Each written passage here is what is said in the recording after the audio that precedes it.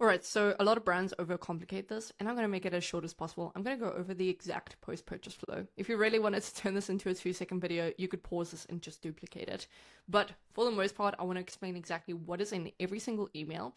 And this post-purchase flow is going to be incredible for you because it eliminates the need for a cross-sell or an upsell flow. This acts as both. And if anything, anyone who has a cross-sell and upsell flow is generally building something redundant. I don't think it's absolutely necessary. As it is, I've never really seen brands perform incredibly well with them. So this is a post-purchase flow, and I'm going to go over exactly what the email should look like, what the ideal context should be, what you should be doing, and other ways that you can build it out. And I've even gone ahead and shown you how it will look in the backend itself. So if you just want to pause the video and duplicate these time delays and duplicate the setup, go ahead and do it. But to jump straight into it, I don't want to take too much of your time. The best way to go ahead and build this out is simple. So what we want to do is we want to obviously make it the trigger that whenever someone places a order. What we don't want to do is we do not want to filter out anyone that has placed an order more than once. We want people to continuously filter into this flow as long as they keep placing orders. The only time you want to filter them out is if they place an order 3 or more times. So with that being said, what we're going to do is we're going to set up this trigger when someone purchases a product. The way that I like to do the conditional splits is based on the frequency of purchase rather than categories of purchase. But if you have a ton of SKUs, then I recommend just duplicating this across a bunch of the categories so you can get a little bit more granular with what you speak about. So simple process is as someone places an order, our intention over here, like in the first process of them actually coming through to us, is we essentially want to make sure that they become a repeat purchaser. That is the intention of the post-purchase flow. So if we think about the post-purchase flow, here's essentially what we want to increase. We want to increase AOV, and we specifically want to increase LTV, as well as we want to increase the frequency of purchase. Okay, so super simple. This is the role that the post-purchase is supposed to play. You want to increase the amount that they purchase and spend. You want to increase the frequency at which they purchase, and you want to make sure that as they purchase with you, they are more educated, so they spend more and come back more frequently, right? So that's essentially the purpose of this entire flow. Now, what we want to do is in email 1, we immediately want to send an email that essentially is a text-only email from the founder. And this is something of how it can look. This is essentially, hey, Jordan here, founder of XYZ, just wanted to thank you for your order personally. It really means a lot. Then what you want to go over is you want to build trust immediately by showcasing the business days that it will take for them to get their purchase, right? You just want to make sure you're walking them through it. You want to, tell them that, hey, in the future, keep a lookout for your emails because I'm going to make sure that you know exactly how to use the products, etc., etc. Now, because we are walking them through this process, this is going to become the highest priority flow for you, right? So beforehand, before they enter the post-purchase flow, it's the welcome, it's cart abandonment, it's checkout abandonment. So all of those are the highest priority flows. But what we want to do is now this is the highest priority flow. So you want to make sure that in your welcome flow and in all of those, you filter out anyone that has entered the post-purchase flow. Anyone that has actually placed an order, make sure they exit every other flow and they come into this flow. That is one disclaimer I do want to make so your clients or your customers don't get inundated with emails. So coming back to the first email, text only performs really well. You're sending over a personal thank you. They become a lot more obliged to the brand. And guess what? What we found is the nicer and the better you are in this frequency of emails leading up to them actually using the product, you guessed it, they ironically enjoy the product more just because of service. And if you think about it, it makes sense, right? Like if you think about going to a restaurant, if you go to a restaurant and the service is impeccable, you're less likely to dislike the food, even if it's an average meal. The reason for that is because you have such a positive affirmation of the brand and you have such a positive idea of the restaurant, for example, that you're almost tricking your taste buds into wanting to like the food, even if it's terrible. We're all like that. It doesn't matter what it is. We always base our opinion on something based on the service that we get for it. So they obviously, as we walk them through the process, we're going to make sure that they enjoy the product more because of service. Okay. So that's the whole point of this, and that's why we want to add a personal touch. That's why we want to go through this process and make sure that they are very happy with us, that we're sending over personal notes, etc., etc. Now, the intention of this, and the way that I like to think about it, is we want to walk them through the process so that they will end up buying more, and they will also understand how to use their product for the best outcome. Especially if you're in a supplement industry, you'll be surprised by the amount of people that just need a walkthrough thereafter on how the product actually works so that they can make better informed decisions once they have the product itself.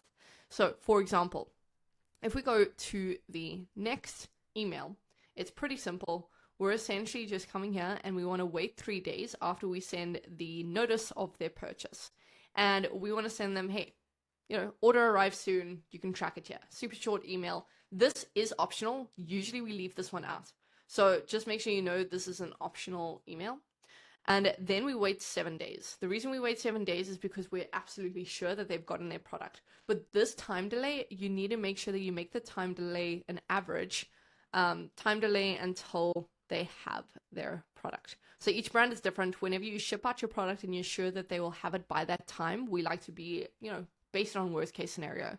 If you guys ship within 1 business day and they'll get it in 3 working days, then say that you send this out 5 days later.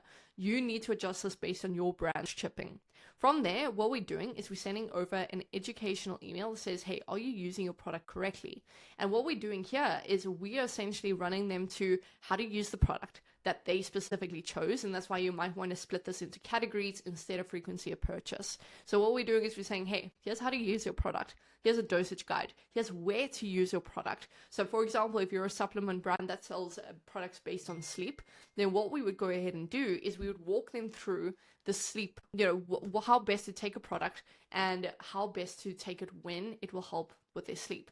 Or if you're a non-alcoholic beverage, what you want to do is you want to educate them on when best to use the product, some circumstances to use the product, and how much to drink to get the desired effect if there is some kind of effect that the drink gives you. So this is a great way to showcase how the product actually works. So if you take a look at what we did over here as an example, is this is a beginner guide on how to sip the specific product. We tell them when they'll feel it, we tell them how to use the product, and we say step 1, step 2, step 3, so that they understand when, and then we even show them when to pick their moment based on the flavor. So if they picked this flavor, then they know that they need to use that during the day for the ultimate, the best taste and the best experience. We also show this one. This is for a social buzz. This one is for evening wind down. So you want to treat your customers like they're dumb in a way that you want to walk them through and baby them through the process of how to use your product. Then what we want to do is we want to wait 14 days. Now, the reason we wait 14 days is because our average lifespan of a customer or a product is 30 days. In 30 days' time, they should have completely used their product, which means it's going to become time for them to buy soon. So we wait until they've had their product for about 3 weeks. So there's about a week left until they're about to run out, and they're going to probably purchase again. I recommend you go look at the data in your Shopify or WooCommerce backend and try to understand how frequently your customers purchase. If it's an average of every 45 days, maybe that's just the lifespan of your products. You want to educate them during this process. And that's the other thing in this that you want to do. The intention here is intentionally showcase how to use the product. And the reason for it is because you want them to use it more frequently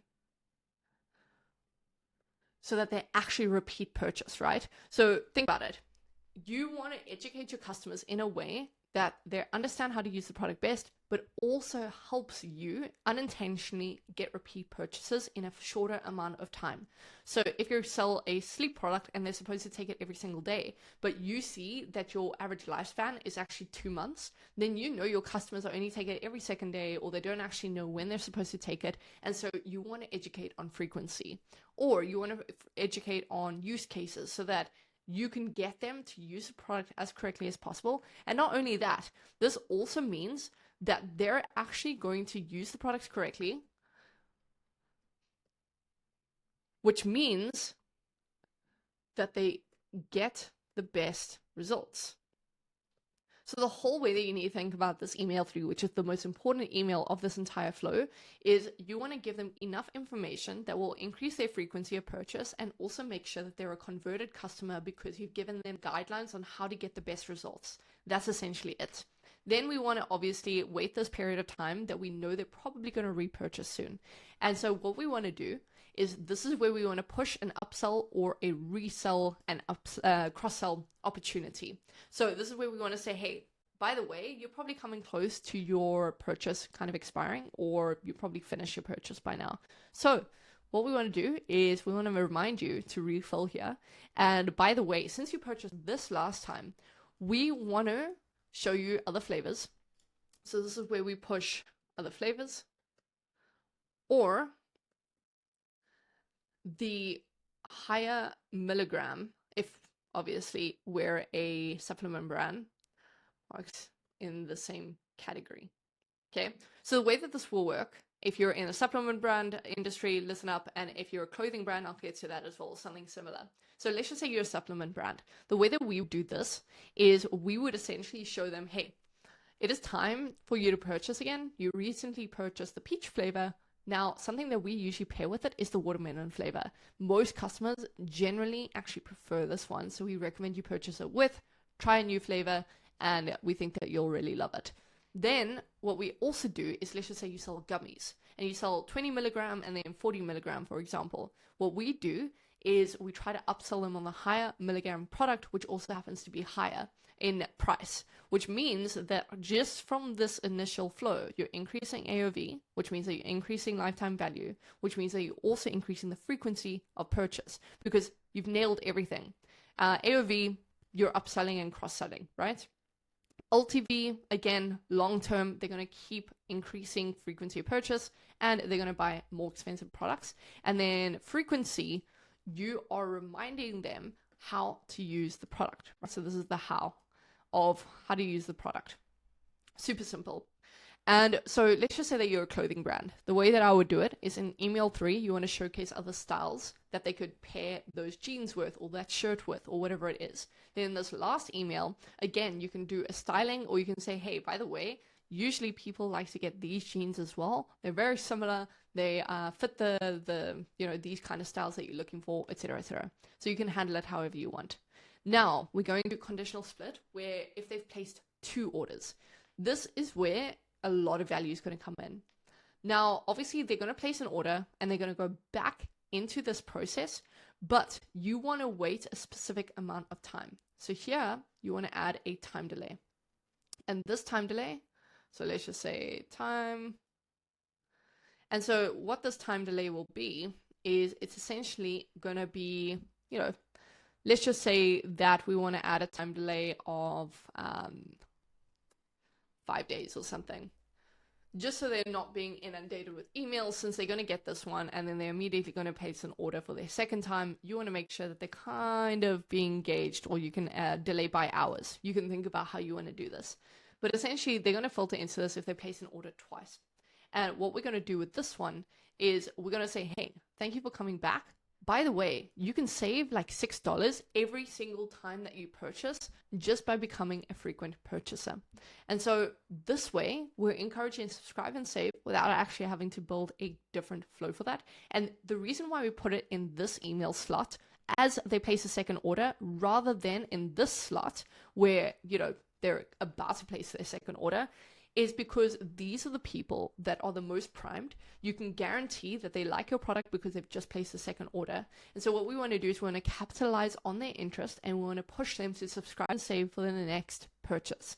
So again, this is something we just absolutely want to do. We want to make sure that we're doubling down on subscriptions. If you don't have subscriptions, you can kind of ignore this, but think of a loyalty program or something that they could have, because you should have either a loyalty program or a subscription where they can save, they can spend to save, or they get double points or something. That is something you want to consider for this email. Then we wait 3 days. And again, the reason why we want to put this here is because they're so primed, you're guaranteeing that these are the hottest leads you're going to have. They're also in the mindset of they've just placed a second order, which means they're still in the mind frame of I'm very happy with this product. And so what you want to do while they're in this mindset of, oh, I'm really excited for my second product and I like this product because I've just placed an order for a second one, which proves my admiration for it. Then what we want to do is we want to do a review request email. And it's going to be a text-only request. And the reason we want to do this here, and by the way, we usually integrate with like Judge Me or Trustpilot, or we'll lead them somewhere, or we use Klaviyo reviews internally. Now, the way that we want to do this is, again, it's just going to be a, hey, I noticed that you placed your second order and I would really love to find out why and how we can help you. You know, this is going to help us inform future releases. We want to understand what you like about this product, and we can maybe create some new flavors in the future. And by the way, we'll give you a $5 off in your next purchase. So we're going to give them some kind of promotion or, you know, offer. And so we want to do a $5 off, right? So, okay, that looks like an 8, but we want to do a $5 off purchase here. And just to encourage the reviews. Now, to go back and show you the way that these emails look. So this is going to be that email that I mentioned where you're pushing. So let's actually start with this one. This is where you're pushing the other flavors, when to use the product, how to use the product. Here are some other products that go well with it. Then we say, hey, here's your ritual on peach. You can get 20% off forever on every single order if you subscribe and save. And we say, you know, here's how the subscription works. Here's what the products are that you can choose. Then here is the, you know, second email, which asks for a review. So this is super simple. It's just, hey, just want to say a genuine thank you. You came back for a second order. It means a lot to us. We're constantly experimenting. So we would love to know why you chose this product and what about it you like. Please, could you leave a review here? So it's super simple. It seems genuine. There's no weird upsell. You're not trying to get a sale out of them. It's just a genuine review. And ironically, this generates a lot of sales for us.